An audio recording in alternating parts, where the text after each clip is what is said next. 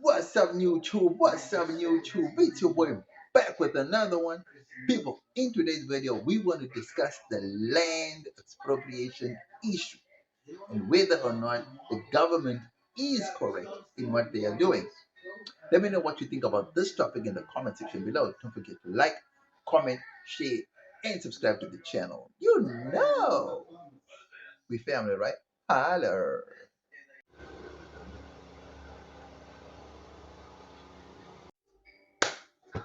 People, should black people be given land, commercial land to be precise?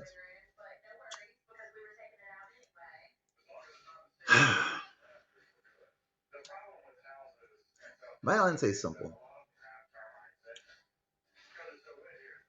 What do you plan to do with commercial land? What I realize is that the government is holding on to title deeds of commercial commercial viable arable land that were initially earmarked to be given to black people. But the government is thinking twice because the government realized what happened in Zimbabwe. Land was given to black people who misused, didn't use, or simply neglected the land. You see, it doesn't make sense for the government to give black people land if the people that want the land do not have the means to work that land. You see, when government is giving you commercial land, they're not giving you land for you to build a shack on. They're not giving you land for you to build a mansion. They're giving you land so that you can provide the state with food security. Now, I do know that land for housing purposes is needed,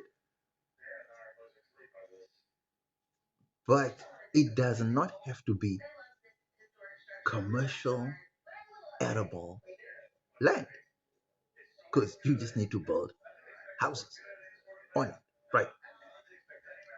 The most important thing is food security because if a country does not have food, that means the country is in starvation, and we cannot have South Africans in starvation mode simply because people wanted land so that they can build houses, they can build shacks, they can build flatlets, rooms, or whatever you call it, or they want to turn it into some sort of a massive tax event.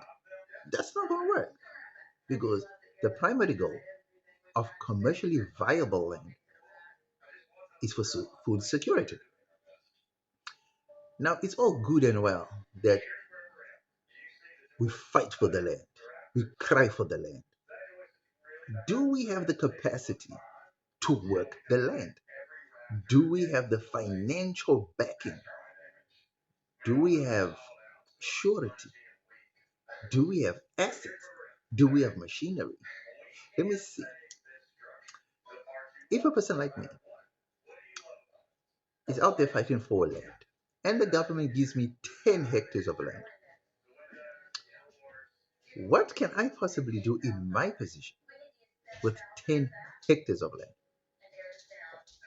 Possibly, I could rent it out to a commercial farmer who's going to then pay me rent for leasing the land on a fixed sum.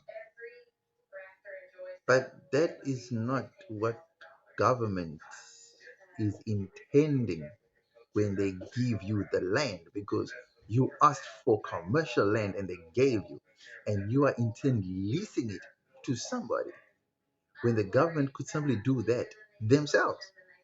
So when the government gives you land, they are hoping and praying that you have a commercial plan for the land. not you leasing the land. That's not what the government is looking for. So I was shocked to find out that the government does not trust black people with the land. Is this justifiable? The answer, of course. Yes, it is. Why would we give you land if you don't even have a plow? You don't even have money to rent a combine harvester, for example. You don't have money to rent a tractor. Your primary aim with the land is to make money for yourself. It's not to provide food security for everybody else, especially for me. So if you are fighting for land and you're not trying to produce food that I'm going to consume, then why should you get the land? I mean, if you're going to get land because you want to rent it out for whatever reason, then I also should get land. So if you're not a farmer, why should you get commercially viable arable land? You'll be cool. You'll be all right if they gave you 2 hectares in a swamp that you can go and somehow drain all the mud and the water out, and then you can occupy that 2 acres of land. Land is land at the end of the day, right? Because you're not looking to use it for commercial use. You are looking to use it for personal use. So they could just give you a swamp. They could just give you a dump site. They could just give you a 2 acres of rocks. You can then take your personal friends to go and shovel out all those rocks so that you can build whatever you want to build on. I think that's a fair deal. Because if we give you commercially viable land and we give you 10 hectares of it, and you're going to put 200,000 shacks on it, or you are going to then use it for, I don't know, turn it into some sort of a uh, grazing thing for your cows and for your goats and stuff instead of producing for the country, then that's totally unfair. It's totally unwarranted. You know. So the fact that people who do not deserve the land are actually people who are fighting for land. So let's turn the tables around, right? Let's look at it from both sides. Let's be fair. So we give the land back, like they say, give the land back to the black people. Cool. Will there be commercial farming happening? No, because we do not have the means to produce on a large scale, right? So what are we gonna do? We're gonna ask government for assistance. Cool. The government gives you assistance, but remember, most of the land somehow comes through bank loans, bank surety, bank this, bank that. So if you are not, if you don't have bank surety and you don't have bank guarantees that a bank can back you up for getting the land, what can you possibly do with land that you have no business with? Okay, let's turn South Africa into one giant, massive housing project, right? Let's just say we give you 10 hectares and you build flats and you build apartments and you build viable property like estates on there and everything. And wow, you stand to make 5 million a month from that development. You turn it into a resort. How does that benefit the economy? How does that benefit South Africa as a whole? How does that add to the food bank? How? So instead of us fighting for land for personal use and personal gain, how about we be more sensible and say,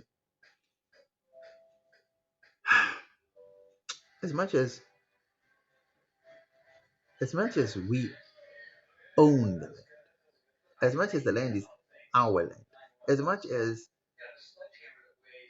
this was our ancestral land, how about we say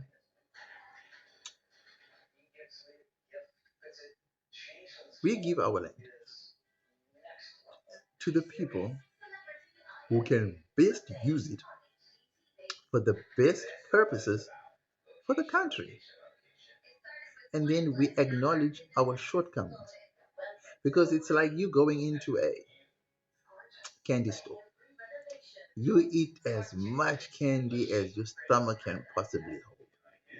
Then the next day, or 3, 4, 5, 6 hours later, your tummy starts to hurt with so much pain from the sweetness and sugars, and now you can't handle it anymore. Why would the government give you something that they know from the get-go that you are not able to handle? Why? People, on the farming issue, I'm not going to lie. I only thought that it's white commercial farmers who own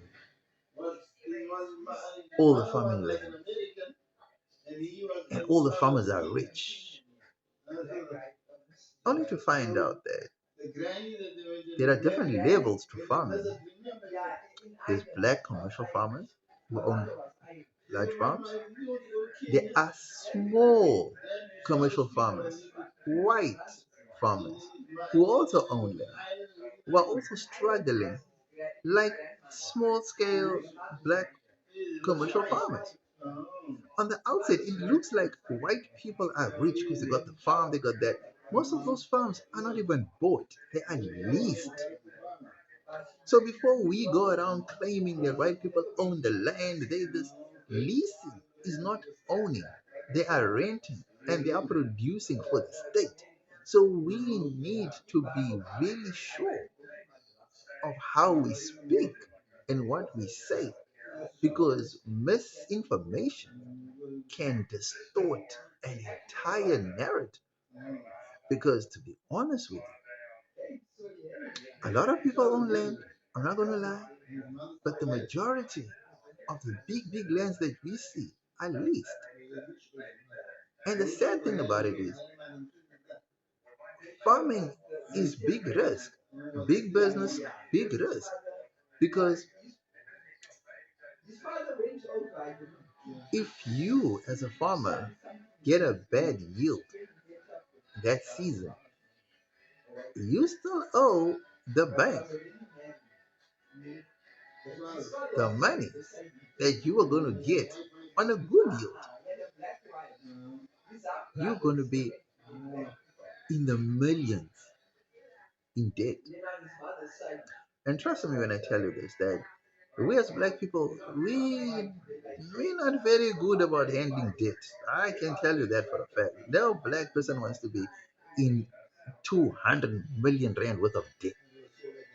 That's just not us. I mean, as it is, we don't even know how to handle SARS. Our taxes are a miserable, are in shambles. And this goes for black people all across the world. The number one, well, not number one, but it's very high on top of the list. One of the biggest pitfalls of black celebrities, black middle class workers, black low income workers, as long as you're a black person, I promise you, you have tax issues, or you've once had tax issues. If you've never learned from them, then that's cool. But the majority of the time, most black people don't even pay tax because the company pays the tax. They don't even fill in an IRP5 form because the company does that. Yeah, but you still have to go in and go and uh, file your personal taxes. Even that we don't do because it's like, dude, I earned 2,000, I earned 3,000, I don't file nothing. And then SARS gets you one that says you've never filed taxes in your life, and you'd be like, but for what? I was earning a low salary taxes for the rich. It doesn't work that way. So if we are not even tax compliant for ourselves, just by ourselves, we don't even have a business or anything, how are we going to handle a whole entire farm? and the business acumen that comes with handling a farm. So, before we cry, fight for something that we do not know how to run, something we do not know how to maintain, let us be cognizant of the fact that there's a bigger picture that we need to be aware of. And the bigger picture is South Africa. The bigger picture is food security. And the bigger picture is the farmers that work the land, that provide us with the food that we eat on a daily basis, need to be respected at all times. And if needs be, our farmers need to be protected by all means necessary. Because if we lose the golden goose that lays the golden egg, we will never get to achieve, get to eat, and get to grow as a state without those eggs from the golden goose. And the golden goose being the farmer. So, before you say you want land, ask yourself, what will I do for South Africa on that land? And not what will I do for myself and my family on that land. Let me know what you think about this topic, guys. Was I on the money or did I totally miss it with this one? Don't forget to like, comment, share, and subscribe. And subscribe to the channel. You know we family, right? Holla.